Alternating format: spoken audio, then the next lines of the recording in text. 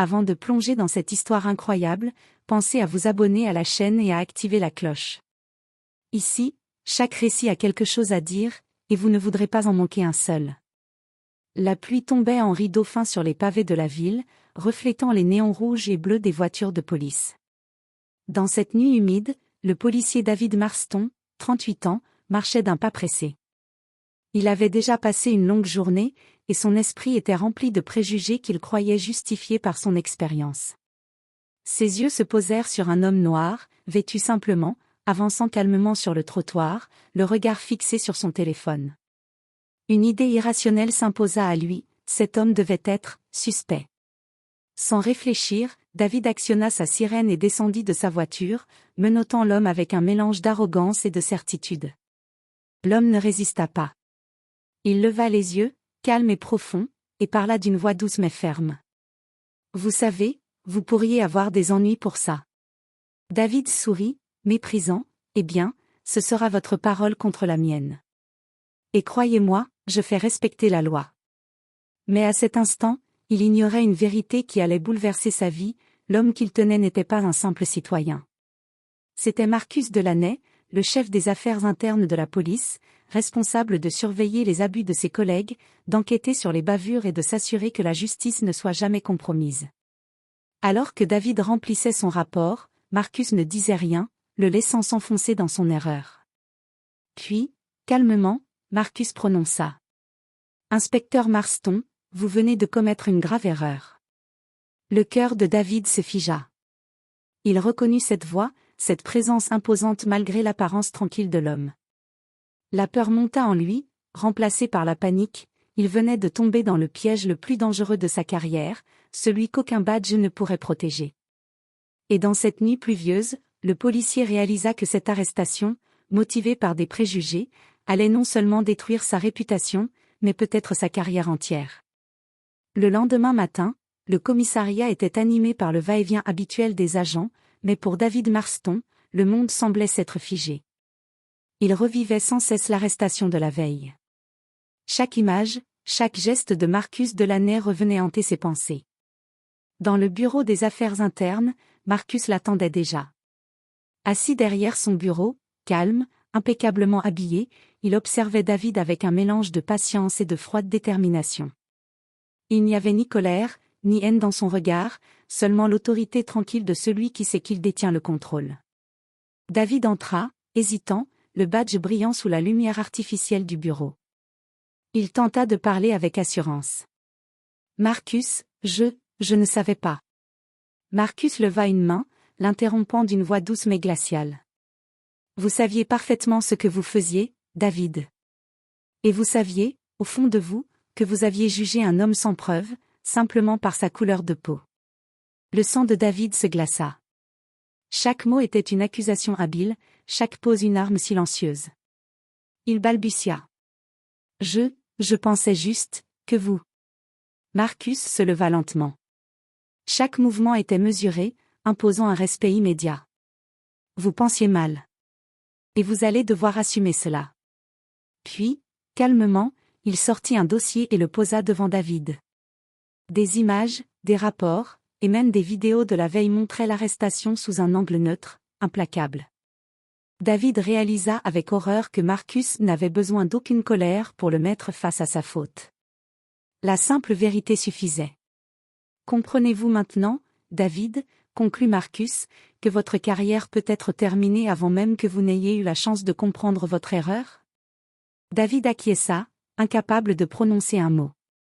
Pour la première fois, il se sentit vulnérable. L'homme qu'il avait cru faible hier était maintenant le maître de son destin.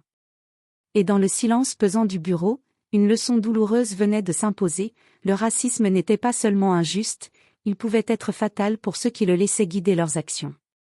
Les jours suivants furent un véritable cauchemar pour David Marston. Chaque mouvement, chaque décision était maintenant observée. Les agents murmuraient derrière son dos, certains souriant de manière malicieuse, d'autres secouant la tête avec désapprobation. La nouvelle de son arrestation injustifiée circulait rapidement, mais personne ne savait exactement qui avait été arrêté. Marcus Delaney, quant à lui, restait un fantôme silencieux dans le commissariat. Toujours impeccable, toujours calme, il laissait le système faire le travail. Mais derrière ce calme se cachait une stratégie minutieuse, il voulait que David comprenne l'ampleur de ses actes, pas par humiliation publique gratuite, mais par la vérité et la responsabilité.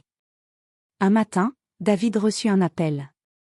Marcus lui demanda de le rejoindre dans son bureau. Tremblant, David entra. Marcus referma la porte derrière lui et dit simplement. « David, nous allons revoir ce qui s'est passé.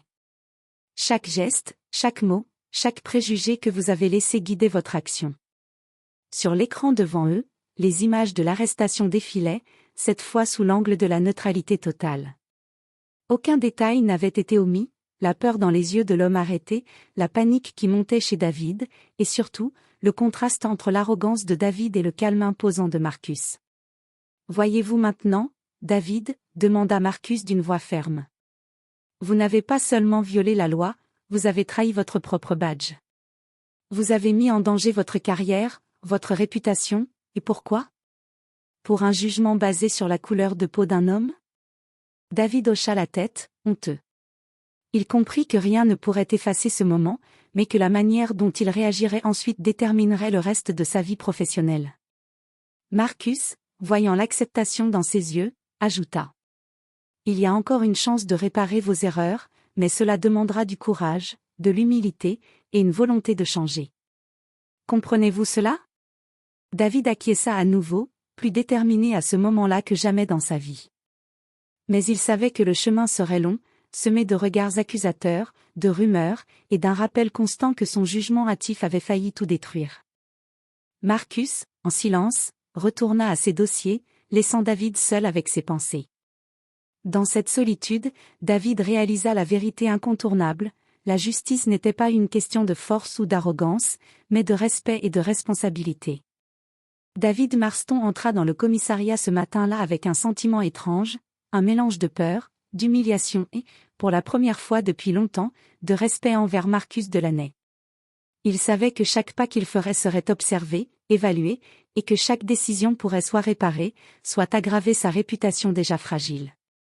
Marcus l'attendait dans la salle de formation, entouré de quelques officiers choisis pour assister à ce qui allait être un exercice de réflexion et de responsabilisation. Il ne s'agissait pas d'une punition publique, mais d'un enseignement subtil, faire comprendre à David, par l'expérience, l'impact de ses préjugés et de ses actions. Aujourd'hui, commença Marcus d'une voix calme mais autoritaire, vous allez revoir vos propres décisions à travers le prisme de la justice. Vous allez comprendre ce qu'un simple acte peut provoquer chez quelqu'un, et comment la loi doit rester neutre, peu importe vos sentiments personnels. David écoutait, attentif, ressentant chaque mot comme une piqûre de réalité. Marcus le guida à travers différents scénarios simulés, confrontant David à des situations où ses réflexes préjugés auraient pu causer des dommages irréversibles. Chaque simulation montrait l'effet réel de ses décisions sur la vie des autres. À un moment, Marcus fixa David dans les yeux. « Voyez-vous maintenant pourquoi ce que vous avez fait était inacceptable ?» David baissa la tête, incapable de répondre immédiatement. Il sentit le poids de ses erreurs comme jamais auparavant. Il comprit que la rédemption ne viendrait pas de simples excuses ou de rapports superficiels, elle nécessitait une introspection profonde, un engagement réel à changer et à protéger la justice, même quand personne ne regardait. Après plusieurs heures d'exercice et de discussion, Marcus posa une main sur l'épaule de David. « Il y a encore de l'espoir pour vous. Mais souvenez-vous, chaque action compte, chaque décision est observée, et la confiance se gagne lentement. Aujourd'hui est votre première étape. Ne la gâchez pas. » David sortit de la salle, transformé. La peur et la honte étaient toujours présentes, mais elles étaient désormais accompagnées d'une lueur d'espoir. Il savait que Marcus Delaney resterait une autorité silencieuse mais constante dans sa vie, guidant ses actions et l'empêchant de retomber dans ses erreurs passées. Pour la première fois, David comprit que la véritable force d'un policier ne réside pas dans l'arrogance ou le pouvoir, mais dans la justice, le respect et l'humilité. Quelques semaines plus tard, une alerte retentit dans le commissariat, un vol à main armée venait d'être signalé dans une bijouterie du centre-ville. David Marston et son équipe furent immédiatement dépêchés sur place. Son cœur battait la chamade, mais il ressentait également une nouvelle clarté intérieure. Chaque pas, chaque décision allait désormais être guidée par la justice, non par la peur ou les préjugés. Arrivé sur les lieux, David remarqua un homme noir, les mains en l'air, qui semblait apeuré mais totalement innocent. Un réflexe ancien aurait pu le pousser à le suspecter, mais cette fois, il fit un pas en arrière, respirant profondément et évaluant calmement la situation. « Inspecteur Marston » appela une voix dans son oreille. C'était Marcus, arrivé discrètement pour superviser la scène. David acquiesça presque imperceptiblement, sentant son mentor silencieux derrière lui. David prit la parole, sa voix ferme mais juste. « Restez calme. Montrez-moi vos mains. Vous n'êtes pas en danger si vous coopérez. » L'homme obéit immédiatement. David fit un geste à son équipe de retenir l'autre suspect, un vrai voleur qui venait de sortir avec un sac rempli de bijoux. L'homme noir n'avait aucun lien avec le crime, et David le reconnut instinctivement. Pour la première fois, il avait laissé la raison et l'observation guider ses actions, et non ses préjugés. Marcus s'approcha à ce moment précis, posant une main sur l'épaule de David. « Vous voyez ce que signifie appliquer la justice correctement ? C'est ça être un vrai policier. » David sourit, un mélange de soulagement et de fierté. Il venait de mettre en pratique tout ce qu'il avait appris, l'humilité, le respect, la patience, et la neutralité face aux apparences. L'homme noir fut relâché immédiatement, indemne, tandis que le vrai criminel était arrêté. Dans le silence qui suivit, Marcus murmura. « C'est un début, David. Rappelez-vous toujours, vos actions définissent votre badge, et vos choix définissent votre honneur. » David savait qu'il ne pourrait jamais oublier les leçons de Marcus. Il avait été confronté à sa propre arrogance et à ses préjugés, et avait survécu à cette épreuve avec une nouvelle compréhension. Désormais, chaque arrestation, chaque intervention, chaque décision serait guidée par une seule vérité: la justice ne fait pas de discrimination, et un vrai policier non plus. Et tandis que les sirènes retentissaient au loin, David Marston sentit qu'il venait de franchir une ligne invisible, celle qui sépare l'ignorance de la responsabilité, et la peur de la vraie force.